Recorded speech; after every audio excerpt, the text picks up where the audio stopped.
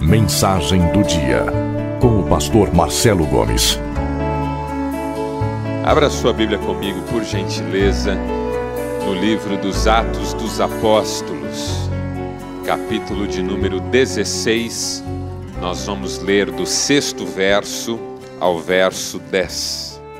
Diz assim a palavra do Senhor. Atos, capítulo 16, 6º verso. Paulo e seus companheiros viajaram pela região da Frígia e da Galácia, tendo sido impedidos pelo Espírito Santo de pregar a palavra na província da Ásia.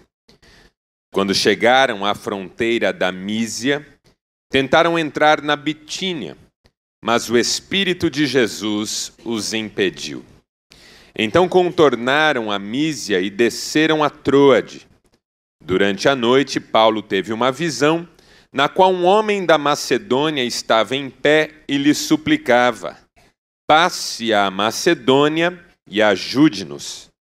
Depois que Paulo teve essa visão, preparamo-nos imediatamente para partir para a Macedônia, concluindo que Deus nos tinha chamado para lhes pregar o Evangelho. Louvado seja o nome do Senhor. Ao longo da história da humanidade, muitas pessoas tentaram influenciar o mundo com as suas ideias. Nabucodonosor, por exemplo, que tentou não apenas expandir o seu império, mas, sobretudo, impactar o mundo com as chamadas ciências da Babilônia. Alexandre o Grande, por exemplo, que não queria apenas conquistar novos territórios para a Grécia, mas, acima de tudo, difundir o helenismo por todo o mundo. César Augusto, por exemplo, que mais do que expandir o Império Romano, queria que o mundo conhecesse a proposta da Pax Romana, um sentido para a vida, um caminho para a vida. Gente como Gengis Khan, que mais do que expandir o Império Mongol, queria que a cultura oriental pudesse, de alguma maneira, invadir também o Ocidente. Gente como o rei Ricardo, Coração de Leão, que queria não apenas reconquistar territórios para o Império Romano, mas também reconquistar espaços onde a cultura cristã estava desmoronando. Gente como Napoleão Bonaparte, que queria mais do que ampliar as fronteiras francesas, mas levar os pilares da Revolução para toda a Europa, pelo menos. Gente como Adolf Hitler, que mais do que ampliar o território alemão, queria que os valores de uma filosofia ariana pudessem ser difundidos pelo mundo. Muita gente tentou influenciar o palco da história com as suas ideias. Muitos tiveram a ajuda de exércitos descomunais, armamento e tecnologia de primeira linha, mas nenhum foi tão bem sucedido quanto um homem que fez isso sozinho, sem nenhum exército, sem nenhum armamento, apenas com alguns amigos que lhe acompanhavam pelo caminho. O nome desse homem, Paulo de Tarso. Que figura espetacular. Que homem de Deus. Com uma mensagem, revolucionou o mundo de sua época. Obviamente não fez isso por si mesmo. Fez isso no Espírito de Jesus, no poder e na graça de Deus. Eu não sei o que Deus ainda reserva para a minha vida. Eu não sei o que Deus reserva para a sua vida. Eu não sei o quanto do mundo de hoje eu e você vamos influenciar de fato. Que pelo menos as nossas casas sejam influenciadas pela nossa vida, de modo positivo e maravilhoso. Quem sabe a nossa vizinhança, quem sabe o ambiente de trabalho, Quem sabe a cidade? Quem sabe o estado? Quem sabe a nação? Quem sabe alguma outra nação neste mundo? Quem sabe o mundo inteiro? Se foi possível, na vida do apóstolo Paulo, sem exércitos, sem armamento, sem tecnologia de ponta, talvez, e eu acredito nisso, seja possível também a cada um de nós. Quem crê nisso? O que é que Paulo tinha que eu e você podemos buscar? Quais eram as marcas que esse homem de Deus apresentava e que talvez lhe permitiram influenciar a sua geração? Certamente eram muitas marcas, mas a partir desse texto eu quero destacar 3 que me chamaram muito a atenção. E eu tenho orado para que Deus também me permita vivenciá-las de um modo bastante intenso e, acima de tudo, que possa glorificar o seu nome. 3 lições que nós aprendemos aqui que eu quero compartilhar rapidamente com você nesta manhã. Primeira, o apóstolo Paulo tinha uma profunda convicção da soberania de Deus. Eu preciso disso. Você precisa disso na sua vida. Uma profunda convicção da soberania de Deus. O apóstolo Paulo estava na região da Galácia com seus companheiros. Pregou na região da Frígia, mas foi impedido pelo Espírito Santo de descer a sudoeste para a chamada província da Ásia. Então Paulo estava na Frígia, na Galácia, e queria descer a sudoeste para pregar na Ásia Menor ou na chamada província da Ásia. Mas diz o texto que nós lemos que ele e seus amigos foram impedidos pelo Espírito Santo. Como? Nós não sabemos. O que é que o Espírito fez para impedi-los? Nós não sabemos. Talvez as estradas comumente usadas na época tenham sido bloqueadas por alguma razão. Talvez alguma notícia vinda dessas cidades tenha preocupado todo o grupo. Talvez um dos profetas do grupo, como era o caso de Silas, que no capítulo 15 é chamado de profeta, tenha dito que era melhor não ir para aquele lugar. Nós não sabemos. O fato que, seja o que for que tenha acontecido, Paulo e seus amigos entenderam que era o Espírito Santo os impedindo de fazer aquilo que eles tinham a intenção de fazer. Essa é uma coisa linda na vida de cristãos. Quando, apesar de suas intenções e vontades, apesar de seus fracassos e frustrações ocasionais, conseguem perceber que é Deus quem está no controle. O texto continua. Paulo e seus amigos chegaram à fronteira da Mísia e tentaram entrar na Bitínia. Aí eles já começaram a ir para o norte. Mas, de novo, o Espírito de Jesus os impediu. Que viagem truncada! Que viagem difícil! Talvez alguns, se fossem como eu, tenham dito: está tudo dando errado para nós. Será que nós devíamos ter saído de casa? Que coisa! Isso não é de Deus, não. Isso é coisa do inimigo. Tudo que a gente tenta dar errado. A gente foi para sudoeste, deu tudo errado. A gente foi para o norte, deu tudo errado. O que é que está acontecendo com o nosso grupo, gente? A gente tinha tanta sensibilidade para a direção de Deus e agora essas portas fechadas. Se alguns do grupo fossem como muitas vezes eu sou, teriam ficado desanimados? Porque é a coisa mais difícil da vida você sucessivamente dar de cara com portas fechadas. E você tenta uma direção na vida e a frustração se impõe. E você tenta outra direção na vida e a frustração se impõe de novo. Meu Deus, o que está acontecendo comigo? Por que isso, Senhor? Por que aqui nada para mim dá certo? Como aquele jovem de aproximadamente 30 anos que conversou comigo uma vez, me contou uma história triste, olhou para mim e perguntou: pastor, por que para mim nada dá certo? Eu não sei se concordo com a sua afirmação com o seu pressuposto, porque me parece que alguém para quem nada deu certo, nem aqui está mais para reclamar. Segundo Eclesiastes, alguém para quem nada deu certo chama-se aborto. Talvez seria o único que poderia dizer para mim, nada deu certo. Se você está aqui hoje, é porque Deus tem cuidado de você. Ainda que você esteja lidando com tantas portas fechadas ao longo de sua trajetória. Paulo e seus amigos deram com muitas portas fechadas. Mas diferente do que eu e você poderíamos pensar, eles conseguiram identificar, discernir a ação do Espírito Santo fechando essas portas. E isso é fé. E isso é convicção da soberania de Deus.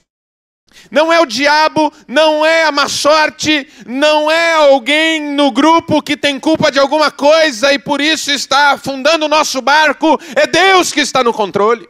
É Deus que vai adiante. É Deus quem fecha portas. É Deus quem abre as portas. É Deus quem faz a sua vontade. As nossas vidas estão nas suas mãos. Isso tem 3 efeitos práticos e imediatos na vida de qualquer pessoa. Primeiro, é impedir o desânimo. Porque o Deus que fecha portas é também o Deus que abre portas.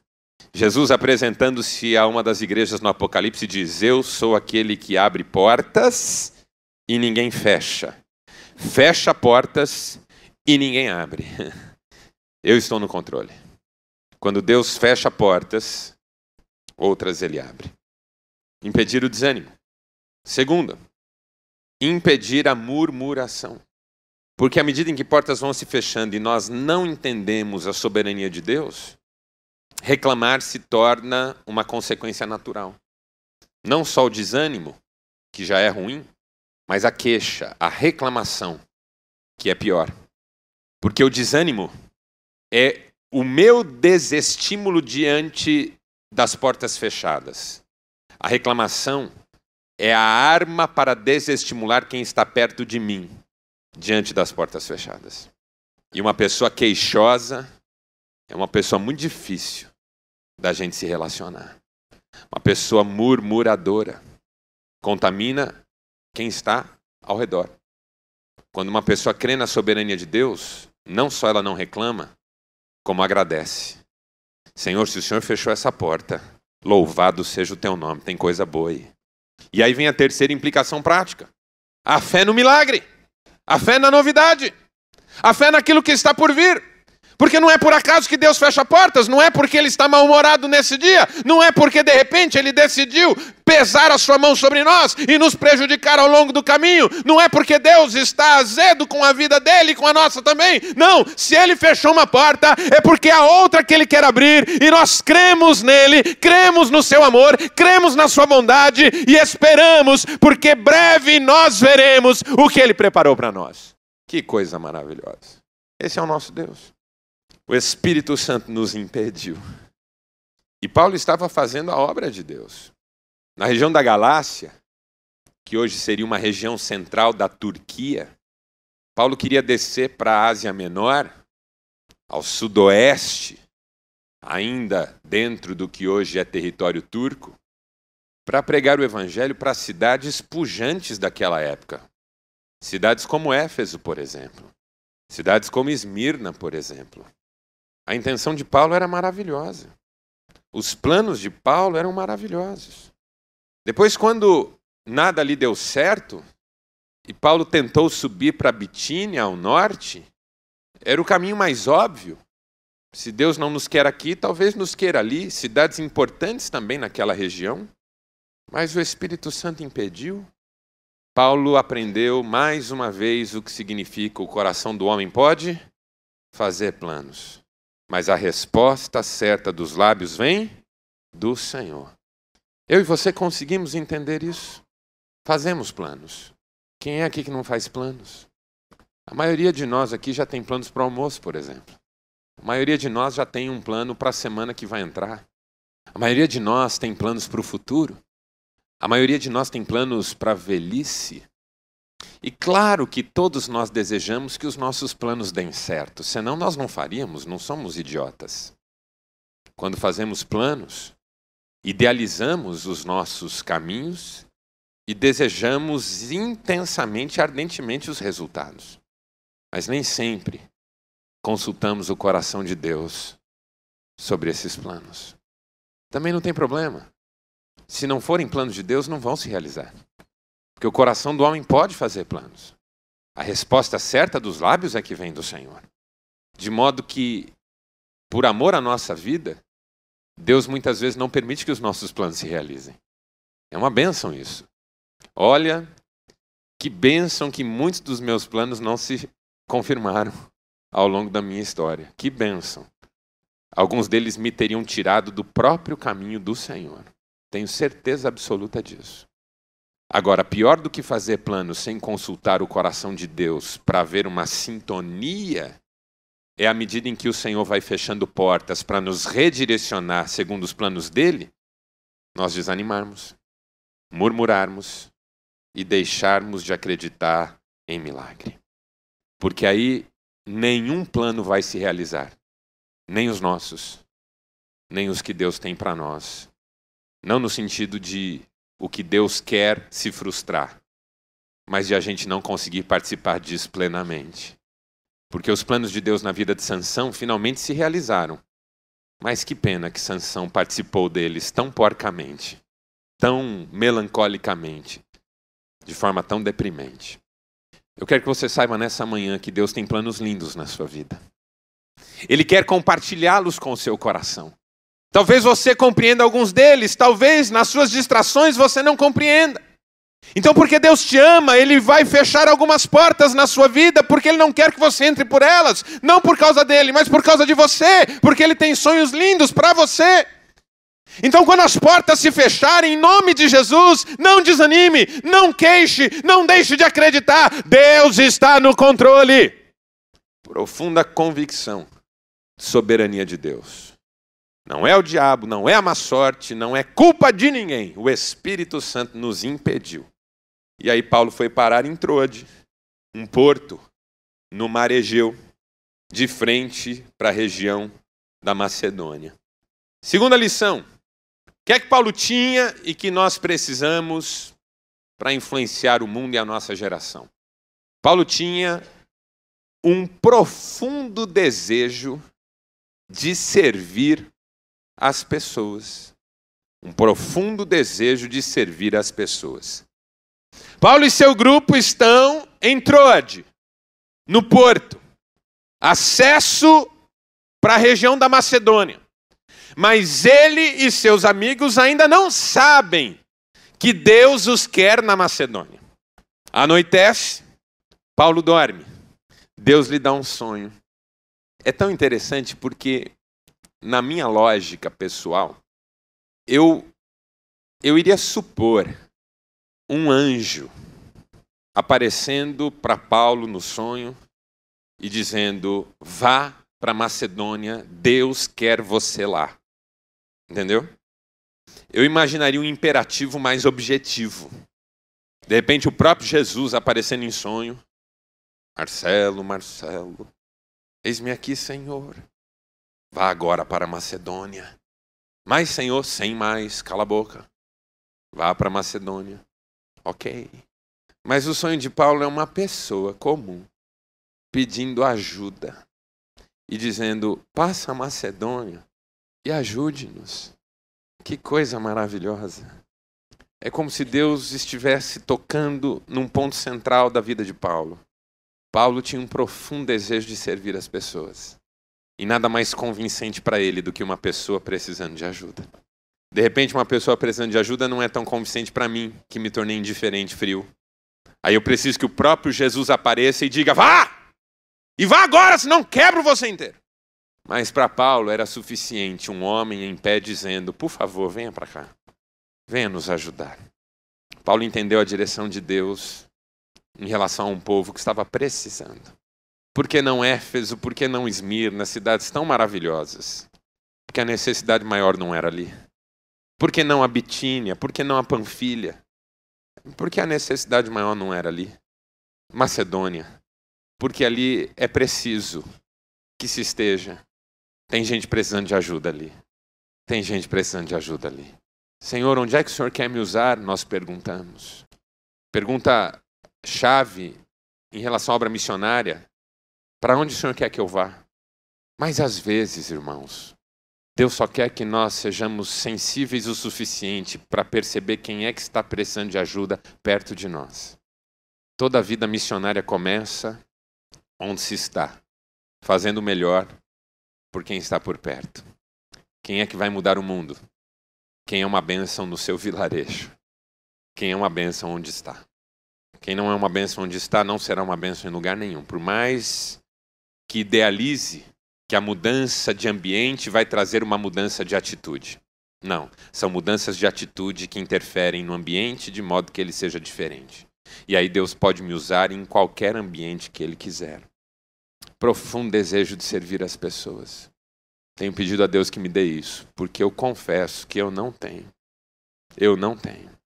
Eu tenho um profundo desejo de cuidar de mim, das minhas coisas, da minha casa, dos meus interesses, do meu corpo, da minha mente. Vivemos numa geração em que o eu está tão centralizado que o outro só tem lugar na minha vida se servir aos propósitos do eu. Como é que se casa hoje na nossa geração? Ah, eu preciso de alguém. Ah, eu não quero ficar sozinho. Ah, eu encontrei alguém que me completa. Ah, essa pessoa me faz bem. Pastor, eu quero casar porque essa pessoa me faz feliz. E eu tenho certeza que se nós casarmos, ela me fará muito feliz. Às vezes eu tenho a sensação que as pessoas se casam como quem instala a TV a cabo em casa. A casa está legal. Tem sala, cozinha, quarto, guarda-roupa, cama, criado mudo. Mas falta alguma coisa, sabe?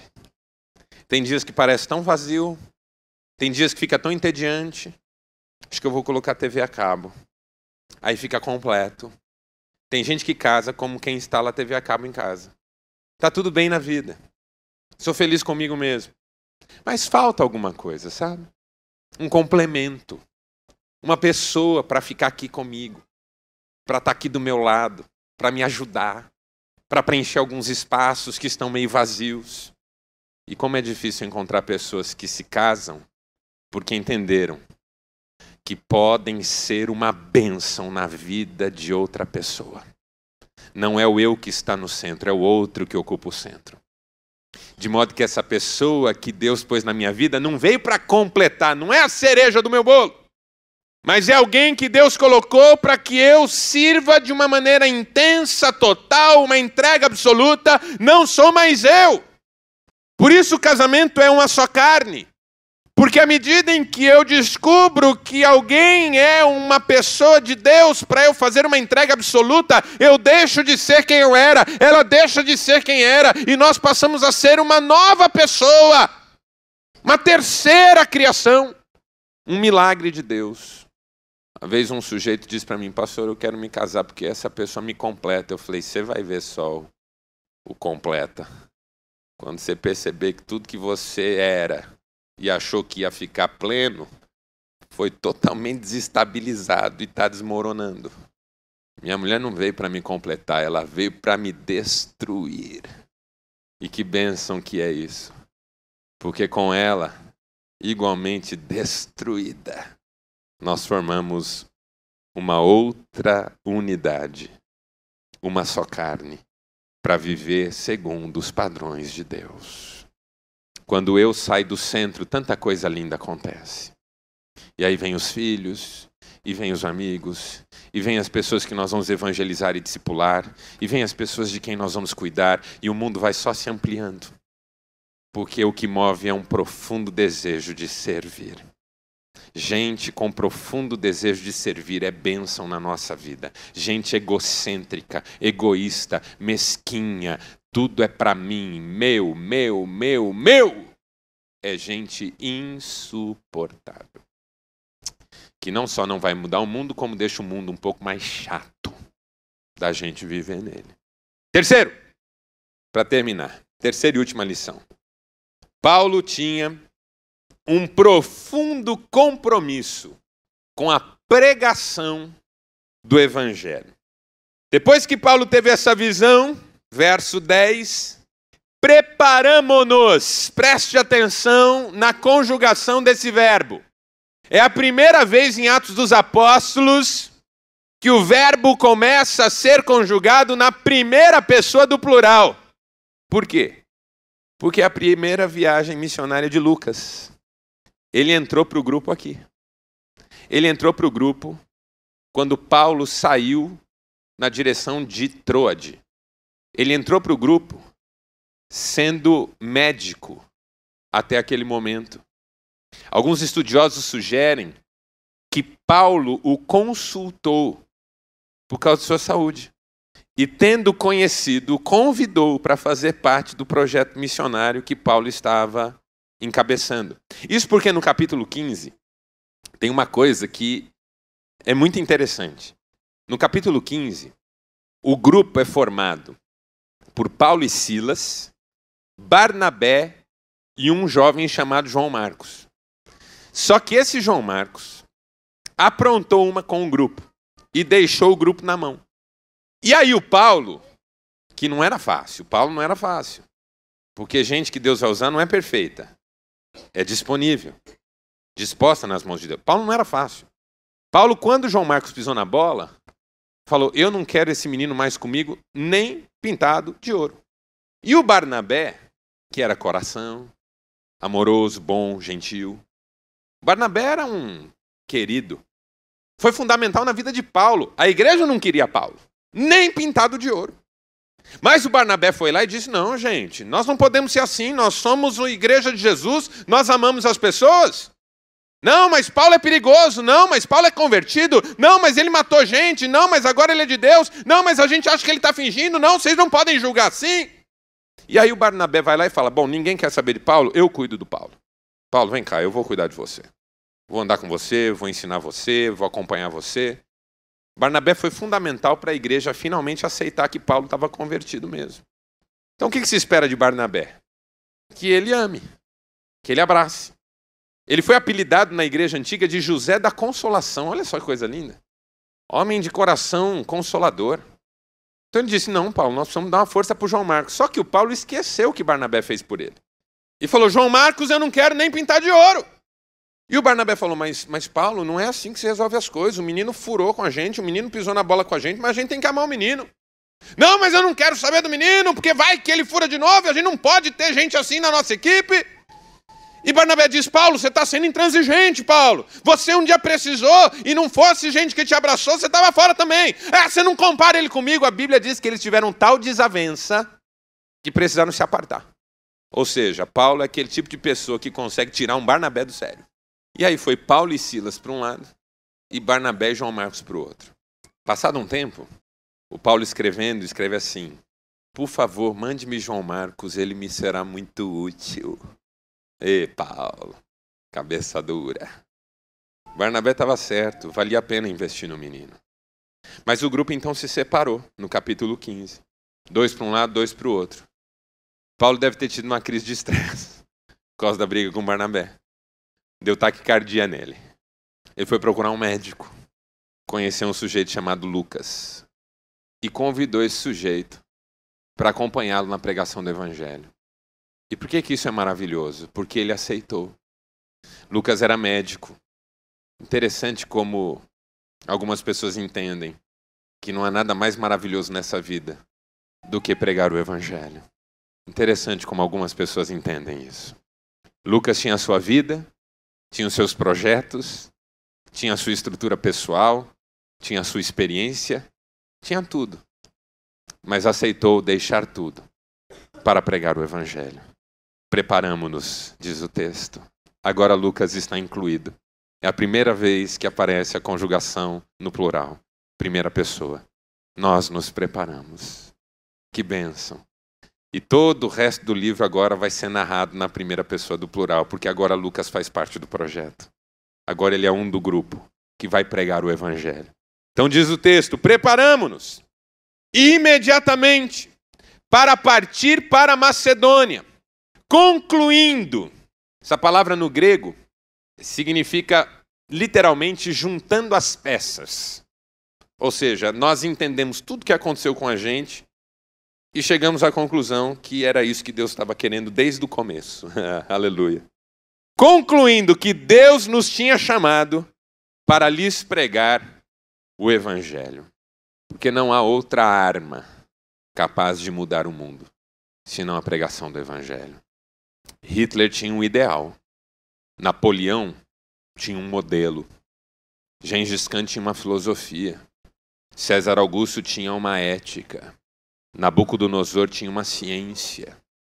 Alexandre tinha uma cultura. Só nós temos o Evangelho. A boa notícia do amor de Deus e da salvação que há em Cristo Jesus. Não há causa mais nobre para nos dedicarmos em toda a nossa vida.